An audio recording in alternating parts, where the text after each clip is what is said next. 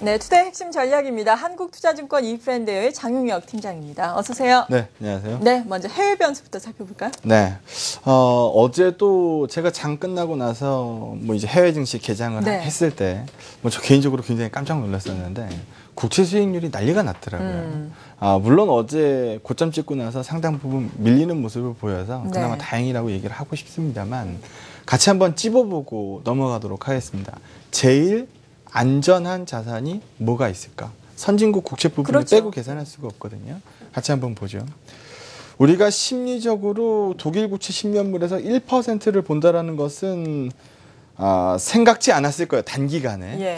얼마 전에 이제 빌 그로스가 일생일대 매도 기회다 뭐라는 코멘트를 하고 나서 뭐 크게 한 건 하셨네요. 제대로 한 건 하셨습니다. 지금 국채 수익률이 이렇게 솟구쳤으면 국채 가격은 박살났다는 얘기거든요. 그래서 이런 부분들 안전자산이 흔들리고 있다. 또 얘기해 볼게요.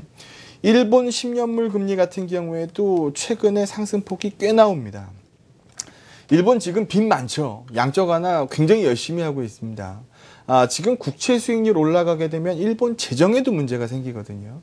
그럼 이런 부분들을 과연 어떻게 쳐다볼 수 있을까라는 부분에 대해서 고민을 굉장히 많이 하고 있습니다. 유로존의 물가 성장률 전망치를 기존의 제로에서 0.3%로 높여 잡았죠.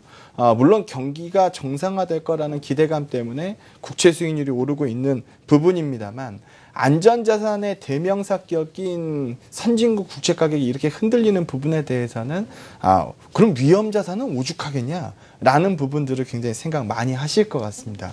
그럼 이제 위험자산 얘기를 한번 해보죠. 외국인들이 지난 3월, 4월 증시 같은 때 보게 되면은 정말 외국인 참 고맙다. 뭐 참 열심히 사주네. 기관들만 아니면 참 좋을 텐데 이런 얘기도 굉장히 많이 했었을 겁니다. 근데 지금 그런 수급이 나올 수 있는 환경이 잘 조성이 안 되고 있더라는 거죠. 그래서 기관들 수급표가 줄어드는 부분을 기대해야 되는 시점인데 요거 하나 보시죠. 과거에도 제가 한번 보여드렸고 얼마 전에도 제가 PBR 매트릭스라고 그래서 90년대 이후에 우리 평균 PBR이 1.07배니까 이거 계산하면 한 2060p 정도 됩니다. 이 밑으로 세게 쏠리진 않을 거예요. 라는 부분 말씀을 드렸었는데 트레일링 PBR, 그러니까 예측치를 사용하지 않고 지금 갖고 있는 데이터를 이용해서 뽑아놓은 PBR이 아니죠. PER이죠. PER 1배 수준은요. 1940p 수준입니다. 그런데 우리나라 시장이 적자나는 시장이 아니니까 분명히 시간이 지나면 지날수록 PER 배수단은 올라오겠죠. 여기서도 보는 것처럼 PER이 아니죠. 죄송합니다. 제가 잘못 계산했네요. PBR 맞습니다.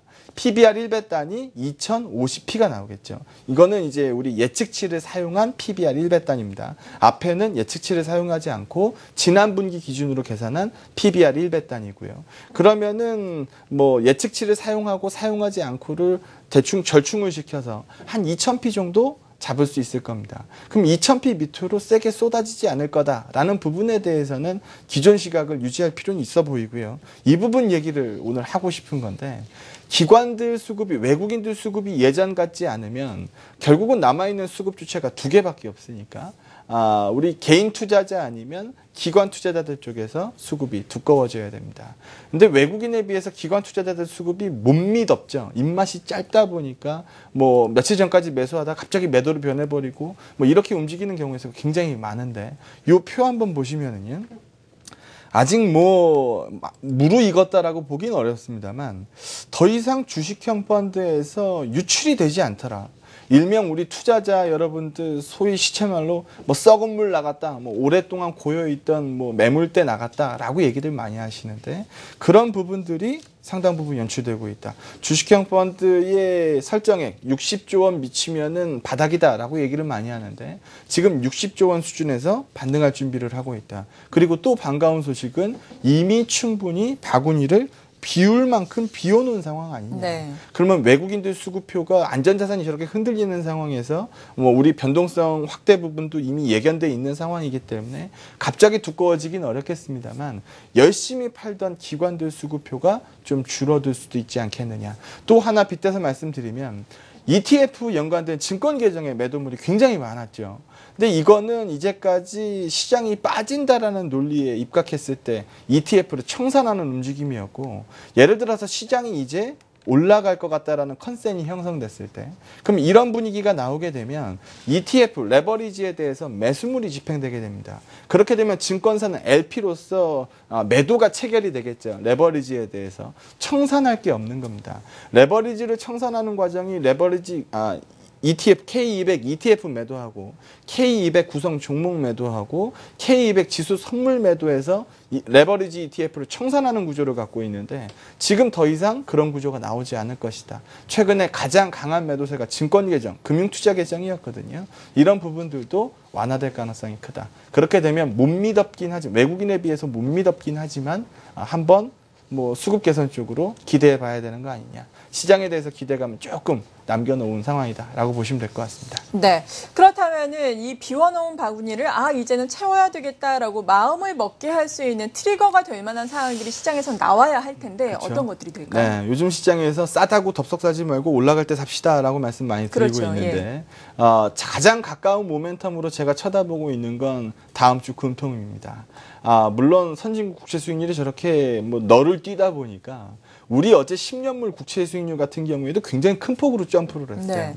뭐 금리 인하 못하는 거 아니냐, 뭐 이런 얘기 또 나오고 있는 상황인데 가장 가까운 부분에서 모멘텀을 끌어당기려면 지금 엔화 때문에 못 살겠다, 엔화 때문에 못 살겠다 얘기 많이 하시죠. 이 차트 보시면 어제 보여드렸죠. 우리가 100엔 꿀럭꿀럭 105엔 돌파하는 자리에서 1대10 교환 비율이 깨졌어요. 그리고 120에 뚫는 시점에서 우리가 920, 900단이 최근에 깨지고 있는 상황입니다. 엔화 때문에 못 살겠다. 엔화 잡아야 되겠다. 그럼 우리 원화도 약세 끌고 가야 된다는 얘기죠. 그렇게 되면 금리 인하하자라는 얘기를 나올 수밖에 없는 상황입니다. 이 부분을 7월이나 8월로 연기하는 것보다는 지금 당장 지금이 적기다라는 판단에 실시하는 건 어떨까라는 부분이고 우리 오늘 방송에서도 뭐 초반부에 선진국 국채 수익률 말씀을 드렸으니까 네. 중앙은행이 가장 큰 국채 매수 주체죠. 그래서 이쪽이 흔들리지 않는다라는 거. ECB가 최근에 강조 많이 하고 있는 거니까. 그래서 이쪽이 흔들리지 않으면서 선진국 국채 수익률이 안정세로 좀 들어가야 될 것 같고 달러가 강세가 좀 진정되게 되면 외국인들 수급표가 개선을 좀 보일 거고 외국인 수급표에서 선물 시장이 리드를 회복하게 되면은 비차익 거래도 두꺼워질 거고 그렇게 되면 어제 삼성전자 덕분에 빨간불 본 건데 시가총액 상단부들이 두꺼워지는 모습을 보일 거고 이런 부분들이 지수 강세를 보여주지 않겠느냐라는 부분입니다. 중국 증시 오늘 5,000피 넘어서 가지고 얘기를 굉장히 많이 하고 있는 상황인데요. 저 같은 경우에도 그 코멘트 한번 드려보도록 하겠습니다. 일단 다음 주면은 우리 금통이 있죠. 동시만기일 있죠. 그 다음 주 월요일이면은 상하한가폭 확대 있죠. 그 다음 날 다다음 날이면은 미국 FOMC 있죠. 변동성 굉장히 많습니다. 근데 지금 중국 증시가 워낙 강하다 보니까 시장에서 중국도 저렇게 잘 나가는데 우리만 못 나가 뭐 이런 얘기들 굉장히 많이 하고 있는 상황인데요. 차트 한번 보시죠. 네. 쭉 치고 올라가다가 쉬어요.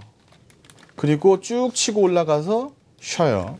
쭉 치고 올라가서 이번에 좀 쉬었어요. 그리고 어제도 장중에 꽤 흔들린 거죠. 그리고 오늘은 뭐 위로 움직임이 나오고 있기는 합니다만 흔들리는 시점 격차 차이가 없대요. 많이 줄고 있거든요. 이 격차하고 다음번에 이거보다 짧은 수준에서 또 흔들리기 시작한다라고 하면 상방에 대한 기대감을 마냥 끌고 갈 수는 없는 국면이라고 생각합니다. 그래서 중국이 뭐 다음 주에 뭐 MSCI EM 인덱스에 A주 편입되는 이슈를 많이 쳐다보고 있는 거 아니냐. 네. 아까 전에 수급표에서도 봤었던 것처럼 큰 손들은 매도하고 있거든요. 그래서 이런 부분들을 가만히 생각해 보면 계속 간다라고만 볼 수도 없는 그림인데 이렇게 변동성이 커졌다는 거는 지금 이미 고점 인식을 상당 부분 하고 있다는 얘기인데 또 보험이나 은행이나 그동안에 소위 주도를 잡았던 쪽들이 이미 상승폭이 많이 줄어드는 상황인데 과연 우리가 여기서 지금 다이렉트로 6천, 7천, 8천 이렇게 얘기할 수 있느냐라는 부분에 대해서 생각해 봐야 될 것 같습니다. 중국이 상승폭이 준다. 그러면 일부 우리나라 종목에서도 똑같이 피해를 입는 종목이 나올 거거든요. 그런 부분들은 경계를 좀 해야 될 것 같습니다. 네. 그리고 이어서 업종별 양상에 대해서 좀 여쭤봐야 할 텐데 그동안은 시총 상위 종목들 이슈가 많았기 때문에 좀 중점적으로 이야기를 해드렸는데 오늘은 또 메르스 관련주에 대한 이야기를 준비를 하셨더라고요. 메르스 네. 관련주들 급등락이 나오다가 오늘 같은 경우에는 다소 진정되고 있는 양상을 보이기도 하고 있는데 네. 어떻게 봐야 되겠습니까? 일단 저는 뭐 이런 각종 테마주에 대해서 전혀 뭐 시장에 대해서 코멘트를 드리지 않기 때문에 네. 뭐 제가 이 코멘트 드리는 게 조금 의아해 하실 수도 있는데 뭐 내용 들어보면 그럼 네가 그럼 그렇지라고 말씀하실 그래요? 거예요. 예. 차트 보시죠. 네. 우리 03년도에 사스 있었어요. 이 03년도에 사스 있었는데 사스 기간 동안에 뭐 어디가 과연 피해를 입었느냐 봤더니 여행은 실제로 피해를 좀 입네. 나머지는 뭐 별로 변동 없네. 네. 뭐 이렇게 생각하실 겁니다. 09년도에는 우리 신종플루 있었어요. 신종플루 때도 보니까 요때도 여행업이 타격을 좀 입네라고 보실 수가 있습니다. 근데 지금 메르스 같은 경우에는 과거의 사스나 신종플루보다 이 속도가 좀 더 빨라요. 네, 그렇죠. 그리고 지금 사망자 수도 지금 뭐 확산 국면이라 그런지 몰라도 좀 계속해서 늘고 있는 상황이기 때문에 조금 우려를 안 할래 안 할 수가 없는 상황인데 지금 뭐 제가 직접 가서 눈을 본 건 아닙니다만 네. 기사 굉장히 많이 나오죠. 명동에 중국인이 없다. 제가 지금 앞에서 사스랑 신종플루를 왜 보여드렸냐 하면 이때마다 여행업이 타격을 좀 입더라. 물론 시간이 지난 다음에는 회복을 합니다만 이때마다 여행업이 타격을 좀 입더라. 근데 우리 시장에서 지금 보게 되면 중국인 여행객이 늘어나는 이슈 때문에 시세를 반영시켜 놓은 종목들이 굉장히 많거든요. 그렇죠. 중국인들이 들어와서 뭐 아시아나항공, 대한항공을 타고 들어와서 호텔신라에 짐을 풀고 GKL 가서 빠찡꼬를 땡기고 쇼핑을 나간다더라. 뭐 이런 스토리를 우리가 모두 다 알고 있기 때문에 쇼핑 나가가지고 화장품을 지르고 밥솥을 지르고 뭐 이런 스토리들을 이미 만들어 놔서 시세를 발생시켜 놓은 상황이기 때문에 크게 봤을 때는 여행업의 한 범주에 속하는 종목들이 굉장히 많아졌을 거라는 겁니다. 과거에도 사스나 신종플루 때도 여행업이 타격을 입고 나머진 괜찮았는데 지금 문제되는 점은 중국인 여행객 관련돼서 지금 상당 부분 시세를 발생시켜놓은 종목들이 많고 실제로 중국인들이 여행을 취소하는 숫자들이 굉장히 많이 늘었다라고 하니까 네.